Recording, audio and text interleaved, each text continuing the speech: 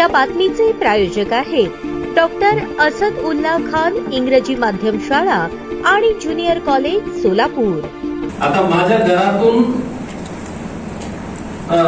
स्वातर हाऊसला घेऊन जायची, एक 5 किलोमीटर आहे, कसं करायचं? ट्रान्सपोर्ट सर्टिफिकेट ते ट्रान्सपोर्ट सर्टिफिकेट कोणाकडून घ्यायचं? ते मी बोललं तर किंवा लेटर दिलं तर देणार किंवा जाणून घेऊन जायचं देणार. तिथपर्यंत जाणून कसं देणार?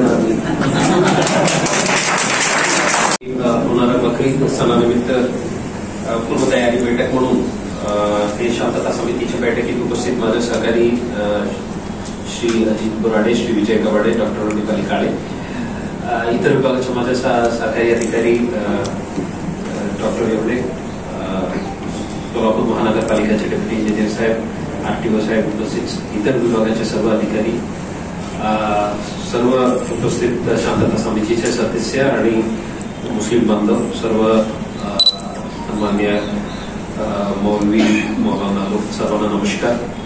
उपस्थित पत्रकार बांधव सर्वांना नमस्कार. जे इन्स्ट्रक्शन्स जे आहे, सूचना जे आहे, ते जवळपास रिपिटेटिव्ह झालेलं आहे. आपल्याकडून जे आहे ते पण आम्ही वर्षानुवर्ष तेच ऐकतो आणि इथून उत्तर पण जवळपास तेच मॅच होत आहे. तर त्याबद्दल मी जास्ती म्हणणार नाही. माझं जे काही विशेष 3-4 मुद्दे आहेत फक्त तेवढाच मी आपल्याला शेअर करतो. नंबर 1, आता आपलं काही बांधवांच्या सूचनात बघितलं तर जे कोणी अशा खरं गोरक्षक नाहीये पण गोरक्षणाच्या आड वापरून त्यांनी काही दुसरी काम करतात अशा लोकांबद्दल आपलं मत होतं. पण मी आता 1.5 वर्षापासून बघतो कोणी येऊन अशा कंप्लेंट दिलं नाही, साहेब आम्हाला गाडी अडवून यांनी खंडणी मागितलं म्हणून. आता आपलं काम साफ सुथरं असलं तर आपण बिनधास्त येऊन कंप्लेंट द्यावे. आताही आपल्याला हेच माझ्या विनंती आहे, सूचना आहे.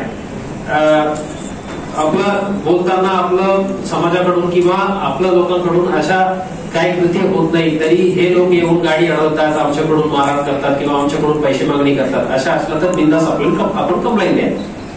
काही ठिकाणी आम्ही जबरदस्ती त्यांना विचारतो तुम्ही कंप्लेंट द्या, त्यांनी तुमच्या गाडी अडवलं, पैसे मागितलं, तर पैसे ते कंप्लेंट द्यायला ते तयार नाहीये.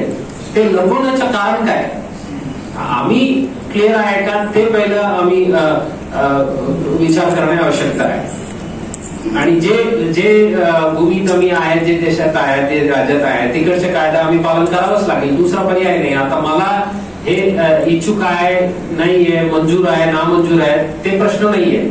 महाराष्ट्र राज्यात हे कायदा आहे, आम्ही इथं राहत आहोत, आम्हाला हे पालन करावंच लागेल. सो त्यात काही कमी जास्ती आहे, हे बरोबर नाहीये, हे ठीक नाहीये, असा जे प्रश्न आहे ना ते आपण लेजिस्लेटिव्ह लेव्हलला जे सुधारण करायची त्यासाठी जे चेंजेस आणायची ते आपल्या हातात आहे. आपलं म्हणजे वोटर म्हणून आपल्या हातात आहे. ते मुद्दा शांतता समितीला चर्चा करून लेजिस्लेटिव्ह लेव्हलच्या चेंज आम्ही इथं करू शकत नाही. आम्ही जे कायदा हातात आहे त्या इम्प्लिमेंटेशनला आणि ते करताना कोणी गैरफायदा घ्यायची नाही, त्याबद्दल काय काय करायची ते आम्ही करू. आता जेवढं शक्य आहे 2 समाजामध्ये भांडण लावण्याचा प्रयत्न कोणी करू द्यायची नाही हे आम्ही दक्षता घेत आहे. म्हणजे पोलीस विभाग आणि प्रशासन कोणी असा गैरफायदा उचलण्याचा प्रयत्न करत असेल तर ताबडतोब त्यांच्यावर कारवाई करायची. ते काही जे आहे त्यात आम्ही सक्षम काम करण्याचा प्रयत्न करत आहे. त्यात आणखी काय गरज पडलं तर आपण नक्की सूचना द्या आणि हक्काने बोला, आम्ही करायला तयार आहे. काही ठिकाणी आपल्याकडून कंप्लेंट येईपर्यंत आम्ही वाट बघून बसत नाही. डायरेक्ट आमच्या सोशल मीडिया सेल कडून इन्फॉर्मेशन मिळालं आम्ही डायरेक्ट जाऊन उचलतो किंवा डायरेक्ट आमच्या लेवलला काय गुन्हे दाखल झाल्यानंतरच काही लोकांना आपल्याला कळलं असेल या भागात अशा घडलं म्हणून. That is one thing. दुसरी, आता जसा कुरेशी समाजांच्या काही लोकांवर गुन्हे दाखल झाला, 2 गुन्हे झाला, 3 गुन्हे झाला आणि त्यांच्या तडीपार आदेश काढला, अशा विषय जे आहे ते बरोबर आहे. जे रिपीटेडली ऑफेन्स दाखल झाला त्यांच्यावर तडीपारच्या कारवाई झालेल्या आहे. त्याच पद्धतीने ज्या लोकांनी खंडणी मागितलं अशा कंप्लेंट असलं तर ते माझ्याकडे ऑन रेकॉर्ड पाहिजे ना. दोन खंडणीचे गुन्हे दाखल झाले, 3 खंडणीचे गुन्हे दाखल झाले, त्यांच्याही तरीपार अटक काढू ना, ते आम्ही तयार आहे. अॅनिमल क्रुएल्टी पेक्षा खंडणीच्या जास्ती दंड आहे. आम्हाला प्रतिबंधात्मक कारवाई करायला ते आम्हाला जास्ती शक्ती मिळत आहे. त्यामुळे आपल्याला विनंती आहे, अशा काही घटना घडलं तर आपण बिनधास्त कंप्लेंट द्या, रेकॉर्ड तरी ऑन रेकॉर्ड येईल. आणि ज्यांनी जेन्युइनली करत आहे त्यांना आम्ही वारंवार हे सूचना देत आहे, तुम्ही तिथे भागात स्वतः जायला गरज नाहीये. पोलिसला तुम्ही इन्फॉर्मेशन द्या, ज्या ठिकाणी असा तुम्हाला आढळून आलं किंवा खबर मिळाला त्या ठिकाणी आम्ही रेड करून आम्ही जे काही कारवाई करायची करू. ऍट द सेम टाइम एक व्हिडिओ पण व्हायरल झाला होता, त्यांनी व्हिडिओ काढला आणि ते व्हिडिओ बाहेर पाठवला म्हणून. त्या इन्सिडेंट बद्दल सांगायची म्हणजे व्हिडिओ काढलं बरोबर आहे, व्हिडिओत 8-10 जर्सी गाय दिसत होतो ना, आणि पोलीस 5 मिनिट 10 मिनिटात पोहोचलं आणि पूर्ण गाय गया. आता व्हिडिओ होता म्हणून ते पुरावा होतं ते शोधून काढायला. नसेल तर काय म्हणणार आहे, नाही आम्ही काय बघायलाच नाही, आम्ही काय असं कृत्य केलंच नाही, आम्ही गुन्हा केलंच नाही, असंच येईल ना. सो त्यांच्या अनुभवातून काय करायची ते निर्णय घेतात आणि आपला अनुभव असून आपण करतात. मध्ये पोलीस कायदा कशा टिकवायची ते काम आम्ही प्रयत्न करत आहोत. सो आपल्याला पुन्हा माझा विनंती आहे, सूचना आहे, आदेश आहे, जे हातात कायदा दिलेला आहे त्यात पालन करावं. आता पशुवैद्यकीय उपायुक्त साहेबांच्या मी विनंती करतो, आपण एक मोर दॅन वर्ड्स एक बॅनर सारखा बनवू आम्ही, जे करायची नाही म्हणजे कुर्बानीला जे सुटेबल नाही, जे परमिसिबल आहे, जे परमिसिबल आहे ते फोटो आम्ही ग्रीनला टिक मारू किंवा जे काय आहे ते करून मुस्लिम भागात फ्लेक्स सारखं लावून ना, जेणेकरून हे जे कन्फ्युजन आहे ते क्लिअर होईल. आणि यात ते आम्ही कायदा वाचताना ते खूप कॉम्प्लिकेटेड दिसत आहे, पण स्पष्टपणे सांगायची म्हणजे फक्त बफलो म्हैस, ते पण दूध द्यायची नाही किंवा बछडा देणार नाही, हे सर्टिफाय झालं तर तुम्ही कुर्बानी देऊ शकेल. बरोबर आहे का? माझं काही चूक असतं तर आपण करेक्ट करा. आणि हे सर्टिफिकेशन याच्या विभागाकडूनच होईल. डेप्युटी कमिशनर साहेब, काही शंका असा आहे, ते एक एक प्रश्न विचारायला सुरू केलं तर आम्हाला मीटिंग संपवता येत नाही, पण आम्ही सर्व जनतेच्या सेवेसाठी बसलेलं आहे. आता या मुस्लिम समाजाला कुर्बानी द्यायची या सणानिमित्त आपलं सर्वांनाही माहिती आहे, आणि त्यासाठी आपण काही सुविधा केलेल्या आहेत. ट्रान्सपोर्टेशन करताना यू नीड अ सर्टिफिकेट, आणि ते सर्टिफिकेट द्यायला कोणाकडे अधिकार आहे? 2 प्रकारचे सर्टिफिकेट आहेत, वन फॉर ट्रान्सपोर्ट आणि one health certificate. Health certificate फुल time veterinary government graduate, government graduate, ते गव्हर्नमेंट डॉक्टर असणे आवश्यकता नाहीये. गव्हर्नमेंट कॉलेज मधून वेटनरी डॉक्टर म्हणून सर्टिफिकेट असलं तर चालेल, तरी चालतंय. परंतु आपल्याकडे पशुधन विकास अधिकारी प्रत्येक तालुक्यामध्ये किमान 15 लोक आहेत. ओके, तर ते सर्टिफिकेट देतात. परंतु ट्रान्सपोर्ट प्रमाणपत्र देण्यासाठी सहाय्यक आयुक्त, जे की आपल्या जिल्ह्यामध्ये 6 ठिकाणी आहेत. आता माझ्या घरातून स्लॉटर हाऊसला घेऊन जायची, एक 5 किलोमीटर आहे, कसं करायची? ट्रान्सपोर्ट सर्टिफिकेट, ते ट्रान्सपोर्ट सर्टिफिकेट कोणाकडून घ्यायचं? ते सहाय्यक आयुक्त, ते मी बोललं तर किंवा लेटर दिलं तर देणार किंवा जाणून घेऊन जनावर घेऊन जायचं, देणार. तिथपर्यंत जाणून कसं देऊन देणार नाही. आणि डेप्युटी कमिशनर साहेब, ते पण ऍडमिनिस्ट्रेटिव्ह मशिनरीला एक भाग आहे, हे निर्णय हे घेत नाही. आता हे ऍडमिनिस्ट्रेटिव्हली सुधारणा होण्याच्या चान्सेस आहेत. आता आम्ही सर्व कायदा इम्प्लिमेंट करताना हे अडचणी येत आहे, ते अडचणी आम्ही वरिष्ठ पातळीवर कळवलं तर ते त्याच्या अल्टरनेट अरेंजमेंट देतील. ह्याच्यामध्ये काय सांगितलेलं आहे की आपण जेव्हा व्यापारी तत्वावर जनावर घेऊन चाललो तेव्हा सर्टिफिकेट आवश्यक आहे. उदाहरणार्थ आपण बाजारातून जनावर खरेदी केलं आणि आपण मुंबईला घेऊन चाललो तर सर्टिफिकेट आवश्यक आहे. परंतु शेतकऱ्याचं जनावर जर गाडीत घेऊन चाललो आपण तर त्याच्यासाठी सर्टिफिकेटची आवश्यकता नाही. मग आता आपण आपल्याला काही वाहतूक करताना जर आपल्याला प्रमाणपत्र आवश्यक असेल तर आपल्या घरापासून 5-10 किलोमीटर अंतरावर सहाय्यक आयुक्त दर्जाचे अधिकारी तालुका मिनी वेटनरी पॉलिक्लिनिक या ठिकाणी असतात आणि ते सर्टिफिकेट देण्यासाठी प्राधिकृत आहेत आणि ते त्यांना याबद्दलची सूचना आपण अगोदर दिलेल्या असतात. हा प्रश्न दरवर्षीच चालू आहे, त्याच्यामुळे याच्यात नवीन असं काहीच नाही. तर ते लोक सर्टिफिकेट देतात. त्याच्यासाठी फक्त शेतकऱ्याचं जनावर दवाखान्यापर्यंत घेऊन जाताना कुणी अडवत नाही. या वर्षी झालेलं आहे.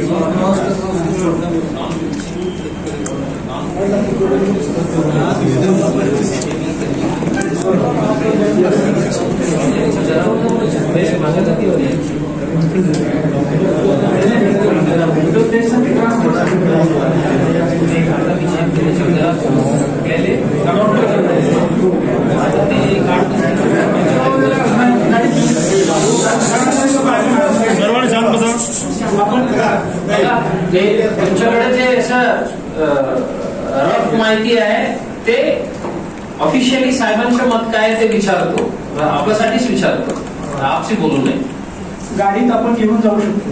शेतकऱ्याचे 1 किंवा 2 जनावर आपण गाडीत घेऊन दवाखान्यात जात असू तर याच्यासाठी कोणी अडवणार नाही, परमिशन आहे त्याची. परंतु जर आपण कमर्शियली जनावर लॉंग रूटला घेऊन चाललो, पर्टिक्युलरली हायवेला, तर मात्र आपल्याला अडवण्याची शक्यता आहे. आणि त्या केसमध्ये सर्टिफिकेट आणि स्वास्थ्य प्रमाणपत्र या दोन्ही गोष्टी देण्याची सोय शासनाने करून ठेवलेली आहे, त्याच्यामुळे हा विषय होत नाही. आणि या बाबतीत मी असंही सांगू इच्छितो की आपल्याकडे हापूस वगैरे भागातून मोठ्या बाजारातून किमान प्रत्येक किंवा वार्षिक भागातून प्रत्येक डॉक्टरना ट्रान्सपोर्ट सर्टिफिकेट 200 किंवा 300 सर्टिफिकेट दिलेले आहेत. या सर असं आहे त्यामध्ये इथून जनावरे चालली की रस्त्यात दुसरे जे संघटने आहेत त्यांनी अडवतात, त्यांना काय करायचं? जागेवर कुणी येत नाही, 2-3 माणसं असतात त्यावेळेला येऊन त्यांना सांगतात आणि त्यांचे जनावरे सुद्धा काढून घेऊन ती कोर्टामध्ये सांगतात. कोर्टात गेले की पण ते गेली 2 वर्षासाठी पुन्हा मग त्यांच्या घरती गेलं आणि सगळं ते गेलं, असं होत आहे. त्याला कसं काय करायचं? नाही, याच्यामध्ये समजा असं मध्ये कोणी अडवत असेल तर त्याला मार्गदर्शन नाही. ते पोलीस रिलेटेड आहे ते मी सांगतो, साहेबांच्या विभागाबद्दल साहेब सांगतो. आता शेतकऱ्याच्या घरातून डॉक्टरकडे जाण्यापर्यंत सर्टिफिकेटची गरज नाहीये आणि डॉक्टर त्यांना सर्टिफिकेट देणार आहे. नंतर जे माणूस कुर्बानी देणार ते त्यांच्या घरी घेऊन येणार, तिथून स्लॉटर हाऊसला घेऊन जायला स्लॉटर हाऊसला घेऊन जायला म्हणजे उदाहरणार्थ आता सोलापूर 5 किलोमीटर पकडली, 5 किलोमीटर मध्ये एका गाडीत 1 जनावर असेल घेऊन चालायची कुठली अडचण नाही. अडचण नाहीये. पुन्हा परत धरून स्लॉटर हाऊस पर्यंत सर्टिफिकेट याबद्दल आपण काय ऑफिशियल डॉक्युमेंट देणार आहे? बघा, हे जे क्लॅरिटी आता डेप्टी कमिशनर साहेबांनी दिलं ते त्यांनी अजून ऑफिशियली त्यांच्या ऑफिशियल लेटर मध्ये दिलं तर ते आम्ही आपल्यासोबत शेअर करतो. जे आपला समाज बांधव आहे त्यांच्यापर्यंत हे पोहोचवा. त्यांच्या घरातून स्लॉटर हाऊस पर्यंत एका गाडीत किती 1-2 जनावर अशा असलं तर ते परवानगीची गरज नाही असं साईट दिलं तर ऑफिशियली ते आम्ही आपल्याला शेअर करतो आणि ते घेऊन जायचे. आता आम्ही स्लॉटर हाऊस वाढवायची असा प्रश्न जेव्हा येत आहे तेव्हा या ठिकाणीच्या कॅपॅसिटी 100 आहे, तिथं मागच्या वर्षी 200 आलं, असं असलं तर आम्ही स्लॉटर हाऊस वाढविण्याचा प्रस्ताव ठेवतो. मग एकही आला नाही तिथं आम्ही प्रस्ताव वाढवा म्हटलं तर ते कशा वाढत आहे? बरोबर आहे. आता फॉरेस्ट एरिया असा नाहीये गावात बाहेर आहे किंवा तिथं कोणी मुस्लिम बांधव नाही असं नाहीये. म्हणजे पायी घेऊन चालण्याच्या दूरी खूप काही मुस्लिम बांधव तिथं आहेत. पण एकही आला नाही म्हटलं तर मी कुठं आता मला स्लॉटर हाऊस नाही जिंदगीला पण एक पाहिजे, इथं नवी असलं पण एक पाहिजे असा मी विचारणे ते योग्य नाहीये ना. आता कॉर्पोरेशनचे पण प्रतिनिधी आहेत, आम्ही नक्की प्रयत्न करू, पण आपल्याकडून आम्हाला हे सहकार्य अपेक्षित आहे. ऑफिशियल स्लॉटर हाऊसला इतकं जानवर घेऊन आलं, त्यांनी सर्टिफाय करून कुर्बानी दिलं, तेव्हा आम्ही पुढच्या वर्षी आणखी जास्ती वाढवायची किंवा ज्या ज्या ठिकाणी मुस्लिम समाज जास्ती आहे त्या ठिकाणी स्लॉटर हाऊस नवीन टेम्पररी उघडण्याबद्दल आम्ही प्रस्ताव ठेवायला कामात आहे. यावर्षी आपण प्रयत्न करा जास्तीत जास्त संख्यामध्ये ज्या ज्या ठिकाणी स्लॉटर हाऊस आम्ही टेम्पररी सुरू केलेलं आहे तिथं सर्टिफाय करून घ्या कुर्बानी. आणि मी परत सांगतो, ज्या ठिकाणी गाडी अडवलं, आपल्याकडून काही गुंडागर्दी करायचे प्रयत्न केलं किंवा पैशाची मागणी केल्या अशा असलं तर आपलं बाजू साफ असतं तर 100% तुम्ही कंप्लेंट द्या, आम्ही गुन्हे दाखल करतो, त्यात दुमत नाहीये. पण जे महाराष्ट्र राज्यात इलिगल आहे ते इलिगल आहे. कोणी ते करायला प्रयत्न केला तर आम्ही सेकंड थॉट करणारच नाही आणि करू पण शकत नाही. आम्हाला गुन्हे दाखल करून जे कायदेशीर कारवाई करायची ते करावंच लागेल. दुसरी गोष्ट सांगतो, कुर्बानीच्या सणाच्या दिवस कुर्बानी करताना काही काही ठिकाणी असाही अनुभव आहे, ते म्हणतात साहेब हो चूक झालं, पण फक्त जे आमचे धार्मिक गुरु होतो त्यांना वगळा. तसं होणार नाही. स्पॉटवर जे तिथं उपलब्ध आहेत ते आरोपी म्हणजे आरोपीच आहे. सो आपलं सर्व धार्मिक गुरुला पण हे कळलं पाहिजे. त्यांनी काय असं मोकळ्या ठिकाणी फक्त एक ताडपत्री टाकलं आणि तिथं ते करत असतं तर त्याच्या ठिकाणी सहभाग होणे त्यांचं पण शोभनीय नाहीये. असा करू नये. सर्व ठाणेदार लोक आपल्या भागाच्या सर्व मौलाना मौलवी लोकांनाही सूचना द्या, असं जे काही इलिगल कारवाई होत असलं तर त्यात सहभागी व्हायची नाही. आणि नंतर काही खबर मिळाला आम्ही कारवाई केलं तर त्यात दुसरा पर्याय नाहीये. तेही लक्षात ठेवा. आणि हे स्पष्ट पोलिसिंगच्या दृष्टीने हे नाहीये, पण एक समाज बांधव म्हणून मी सांगतो, आता आम्ही 2025ला हे चर्चा होत आहे, हे बैठक होत आहे आणि अजूनही आपण अशा एवढं प्राऊडली म्हणतात कुरेशी समाज गरीब समाज आहे, ते इलिटरेट आहे, ते अशिक्षित आहे. म्हणून शिक्षित भाव ना, आता जोपर्यंत आम्ही शिक्षणाच्या दिशेने चालणार नाही, आता कोण म्हणतं तुम्हाला तुम्ही शिक्षण घेतलं तर तुम्ही हे बुच्चर काम करू शकत नाही म्हणून? कोणी काही ग्रॅज्युएशन घेतलं तर ते काय कुरेशी काम किंवा काठी काम करू शकत नाही का? तुम्हाला आणखी कायदा समजेल, तुम्ही आणखी जास्ती व्यवस्थित काम करू शकेल, तुमचा बिझनेस जास्ती वाढेल. कोणी येऊन कंटेनी मागितलं तर तुम्ही बिंदास बोलू शकेल, या कायद्यानुसार माझा परवानगी आहे, मी करणार आहे, तुम्हाला पैसे देणार नाही. पण आपण जोपर्यंत आपल्याच समाजाला म्हणणार नाही हे इलिटरेट आहे, पण हे शिक्षित नाहीये, हे अशिक्षित आहे, असाच ठेवलं तर ते त्यांचा गैरफायदा बाकी लोक घेणार आहे. सो आपला सर्व समाज बांधवांना तुम्ही दिशा बदला. आपण जोपर्यंत शिक्षित राहणार नाही, कमीत कमी तुमच्या बिझनेस बद्दलचं ज्ञान तुम्हाला मिळालं पाहिजे ना. ते एक धार्मिक समाजाला ते अशिक्षित आहे म्हणून तुम्ही मागे टाकू नये, त्यांना पुढे आणण्याचा प्रयत्न करा. सर्व जे समाजाचे नेतृत्व आपण करणार, आपल्याला विनंती आहे आपण करा. आणि रिसेंटली सोलापूर महानगरपालिकाचे जे इम्पाउंडिंगचे एरिया आहे तिकडचे एक इन्सिडेंट आहे, ते नंदीबैल बद्दल तेही उल्लेख करू इच्छितो मी. जे बाहेरून जमा झाला कॉर्पोरेशनला, तिथून काय लोक येऊन ते एवढं घसत घेऊन गेलं, सीसीटीव्हीला फुटेजला आलं. हे आमचे लोक असं करत नाही, हे करत नाही. आता हे चुकीचे व्हिडिओ त्यांनी सोशल मीडियाला टाकला, असं अजिबात नाहीये. जे घडलं ते घडलं आणि सीसीटीव्हीला फुटेज आहे. सो अशा लोकांना जे निंदनीय काम करत आहे, जे इलिगल आहे, ते आम्ही पॉइंट आउट करायला पाहिजे. पूर्ण समाज म्हणून पॉइंट आउट करायला पाहिजे. यांनी जे केलं ते चुकीचे आहे, त्यांच्यावर कारवाई व्हायलाच पाहिजे, असा निश्चितपणे क्लिअर करायला पाहिजे. त्या गुन्ह्यात आपल्या माहितीसाठी सांगतो, कॉर्पोरेशनच्या अधिकारीला पण आरोपी म्हणून घेतलेलं. ठीक आहे. सो जे लिगल आहे ते करा, आपल्याला पूर्ण प्रोटेक्शन ऍडमिनिस्ट्रेशन कडून, पोलीस कडून मिळेल. पण ज्यांनी इलिगल कारवाई करत आहेत त्यांच्यावर 100% आम्ही कारवाई करणारच आहे. आणि जे तडीपार सरकार जे कारवाई आहे, अशा कोणाला भीती घालण्याच्या किंवा काही ठराविक लोकांना त्रास देणे उद्देश नाहीये.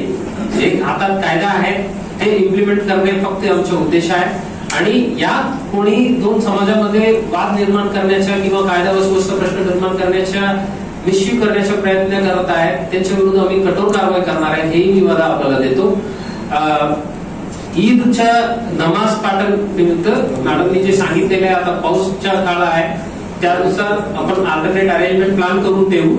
शेवटच्या समयामध्ये काय गरज पडलं तर कशा समाज बांधवांना मेसेज द्यायची तेही आपण टाईप करून ठेवा. आपल्या सर्वांना बकरीदच्या निमित्त हार्दिक शुभेच्छा. पोलीस विभागाकडून जे काही आपल्याला सहकार्य लागेल आम्ही करायला 100% तयार आहे. माझा नंबर आपल्यापैकी सर्वांकडे उपलब्ध राहील. आपण विकास आपण संपर्क करा. ताज्या बातम्या पाहण्यासाठी प्राईम महाराष्ट्र न्यूज चॅनलला सबस्क्राईब करा.